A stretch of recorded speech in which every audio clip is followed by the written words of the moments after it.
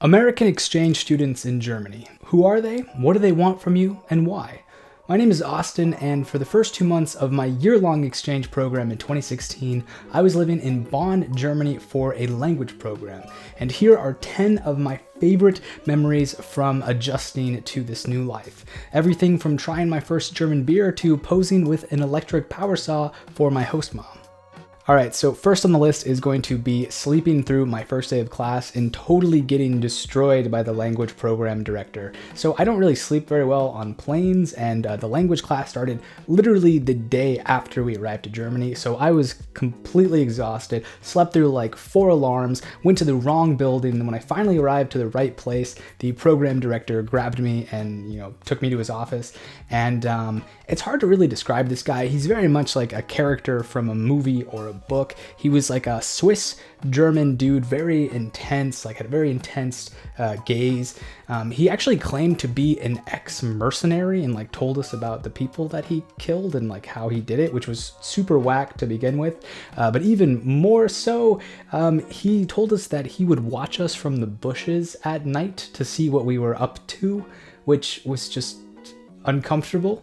But anyways, I'm in his office and he's like yelling at me, and he's like, you think that we don't take things seriously here? We do. Like, I can't believe you would actually try something like this on your first day. And I mean, I don't even know what the scare tactic was here. Like, literally, I was in Germany for a language program. Like, I was 18.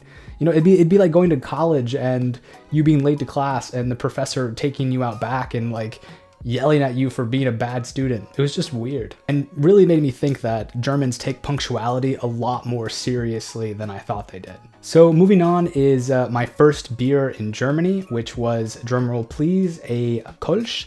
Now, I get a lot of crap for this when I mention it in my other videos, so I anticipate to get a lot of comments here as well.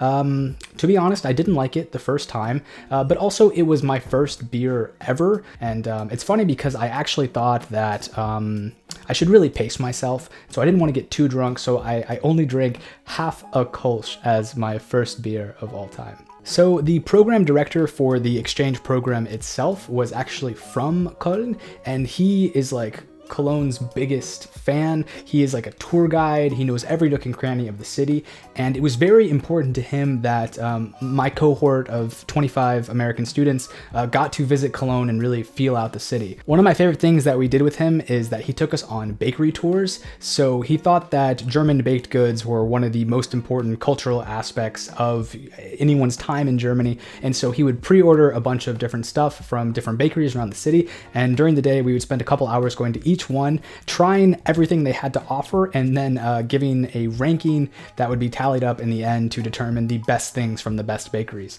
So it was odd, but like a lot of fun. Okay, so this one is one of my favorites. Now, before I arrived in Germany, I didn't speak like any German at all. I had tried Duolingo for a couple months and I could confidently say der Hund, but past that, my German was just about 0. So what would happen is that I would misread information on pamphlets or signs or flyers, and that would put me in some very unique or interesting situations. One of my favorites is when I thought that I had bought a ticket for a electric concert on a boat, which would be dope, but instead I signed up for an electro swing dancing Rhine River cruise, which was like 1,000 times better.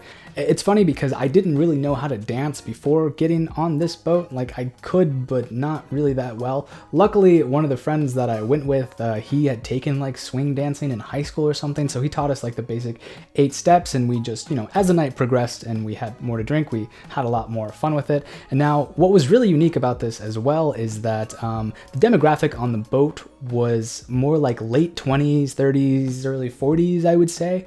And so we were just like 3 18-year-olds just hanging out on this boat with a ton of like adult Germans, and they were actually super nice. Like, they hung out with us and talked with us and like danced with us and like showed us different moves and stuff. And I remember, and this was probably really dumb, but at one point we had this like drum, not circle thing, but like we were just like banging on one of the tables, and people started banging on tables too and dancing to that beat and then singing, and it was incredible. It's honestly one of my favorite things that's happened to me in my life. And before I move on, I want to mention something about the Rhine River. So So in the United States, we don't really have castles, and so to go on a Rhine River tour or like bike along the Rhine to see a handful of like the over 40 castles that are on that stretch was just super cool. It was like being in like a fairy tale book, because like we don't have old stuff in the US. All right, so next up is falling asleep on the night bus and having to walk like 10 kilometers through the forest at night.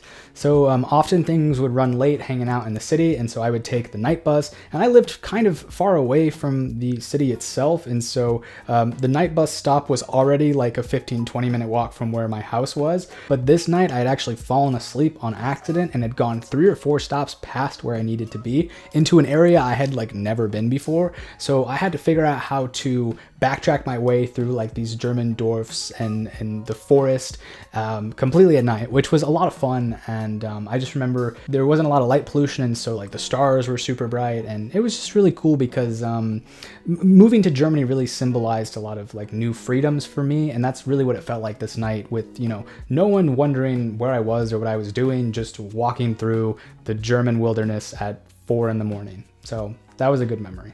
All right, so number 6 on this list is going to be chilling on the university Hofgarten after class, or like going to beer gardens, or just like kind of hanging out in the city in general. Like I said in the previous thing, that this trip came with a lot of new freedoms, and it was just really cool to hang out on this like large patch of grass in front of the Bonn University, where people would be playing football. They would be just in a circle hanging out, like taking a nap, or playing music, or just chilling, just straight up chilling. And so that was cool. All right, so next up is Drachenfels, which is probably one of my favorite places in Germany. It's off the Rhine River, pretty close to Bonn, and it's got like a castle and then some really older like fort ruins.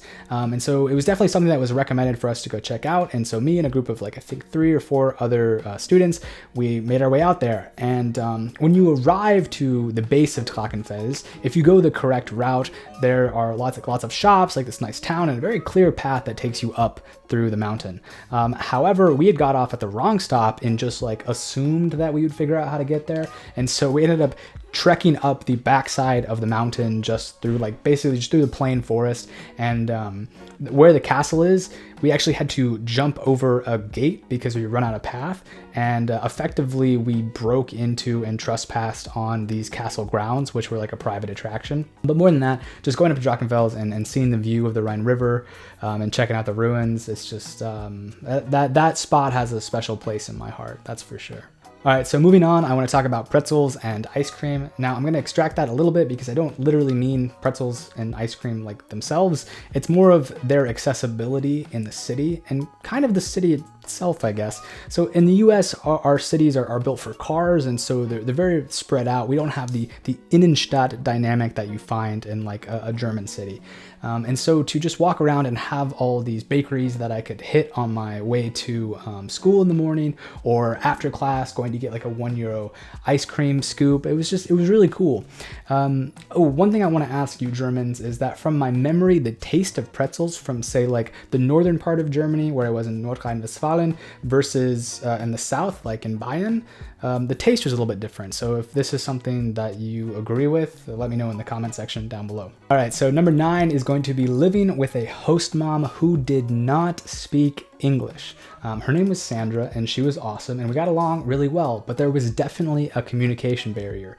And that could not be more true than the day where she pulled me out of my room and handed me an electric chainsaw and like protective gear, and just like pulled out her phone. Like I literally, I didn't know what she wanted from me at all. I thought maybe she wanted me to like cut something down. I don't know, but literally she just wanted a picture. And to this day, I don't know why. She sent it to me afterwards, but yeah, still I have no idea. And it's funny because as I was taking notes for this video, I was remembering all of these funny things that happened hanging out with my host mom, or like dynamics in the house, enough even to where I'll make a separate video where I talk about all that stuff. So definitely stay tuned for that.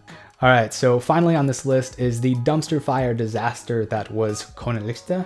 Now, this has nothing to do with the festival itself. It was a lot of fun. The fireworks were great. The city had an awesome vibe to it. Everything went downhill, though, after the festivities ended because, Cologne is just jam-packed with like hundreds of thousands of people, and so much so to where they overloaded the cell tower, so we had no communication.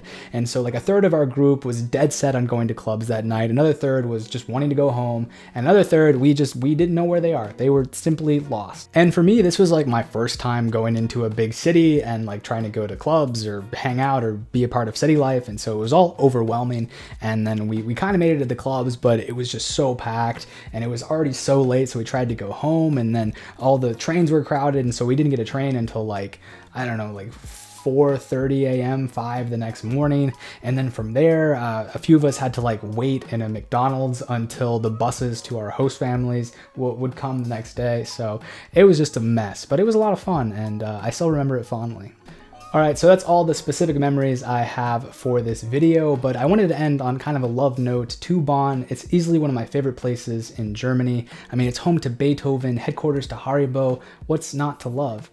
More so, it's a good introduction, I feel, to Germany for exchange students. It's quiet and friendly with plenty enough to do for 2 months. And if you want that big city vibe, you can go check out Cologne, which is right nearby. Anyways, thank you for watching. My name is Austin, and if you want to see more of my Germany videos, my channel is jam-packed with everything from me speaking German to comparing the US and Germany, and just like over 45 vlogs from my time in the great land of beer and bread. So take care, auf Wiedersehen, ciao, goodbye, see you later, au revoir, sayonara.